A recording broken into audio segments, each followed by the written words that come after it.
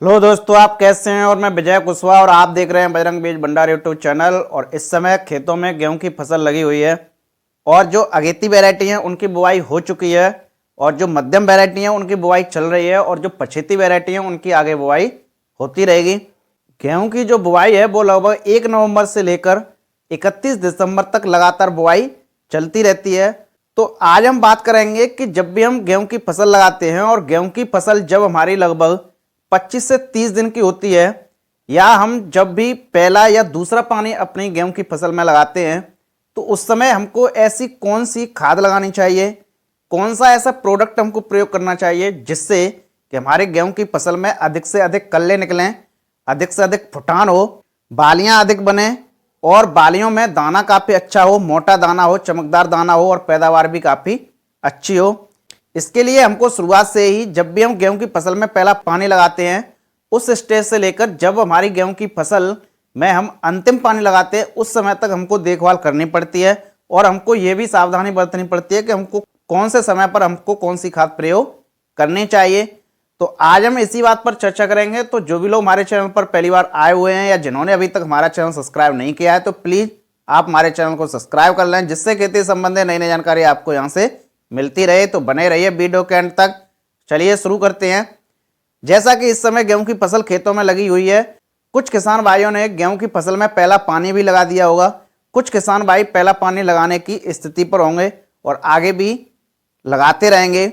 तो जब आपकी गेहूं की फसल लगभग 25 से 30 दिन की हो और आपकी फसल में चाहे पहला पानी लग रहा हो या दूसरा पानी लग रहा हो, विशेषकर आप जब भी पहला पानी लगा रहे हैं और यदि आप पहला पानी बुवाई के लगभग 25 से 28 दिन के बीच में लगा रहे हैं तो उस समय आपको यह विशेष ध्यान रखना है कि आपको 2 खादों का प्रयोग करना चाहिए गेहूं की फसल में।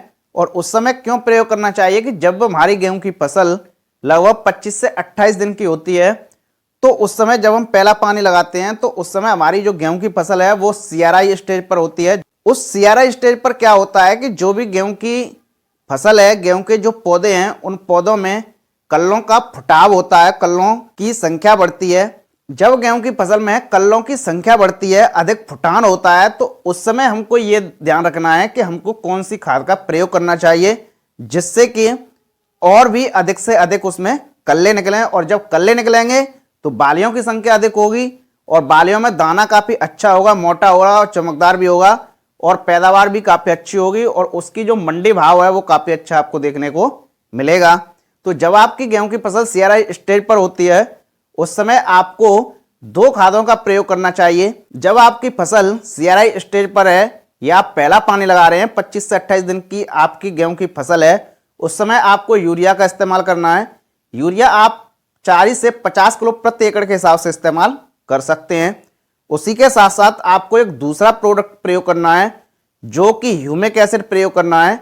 ह्यूमिक एसिड मार्केट में आपको 90% 98% में काफ़ी मिल जाएंगे। किसी भी अच्छी कंपनी का ह्यूमिक एसिड लेकर आप उसको यूरिया के साथ मिलाकर गेहूं की फसल में प्रयोग करने के बाद उसमें आप पानी लगा सकते हैं। आप उसके बाद सिंचाई कर सकते हैं या आप यूरिया और ह्यूमिक एसिड का घोल बनाकर घोल के रूप में भी आप उसका प्रयोग कर सकते हैं। और यदि आप ह्यूमिक एसिड का इस्तेमाल कर रहे हैं तो आप 1 से 1.5 किलो प्रति एकड़ के हिसाब से आप ह्यूमिक एसिड का इस्तेमाल कर सकते हैं। यदि आप गेहूं की सीआरआई स्टेज पर यूरिया के साथ साथ ह्यूमिक एसिड का इस्तेमाल करते हैं तो देखेंगे आपकी गेहूं की फसल में अधिक से अधिक फुटान होते हैं और आपकी गेहूं की फसल में अधिक कल्ले निकलते हैं। यदि हमारे गेहूं की फसल में अधिक कल्ले निकलते हैं तो अधिक कल्ले निकलने के कारण हमारे गेहूं की फसल की पैदावार ऑटोमेटिक बढ़ जाती है। तो ये रही जानकारी। तो आप देखते रहिए बजरंग बीज भंडार यूट्यूब चैनल और मिलते हैं नेक्स्ट वीडियो में एक नई जानकारी के साथ। जय जवान जय किसान।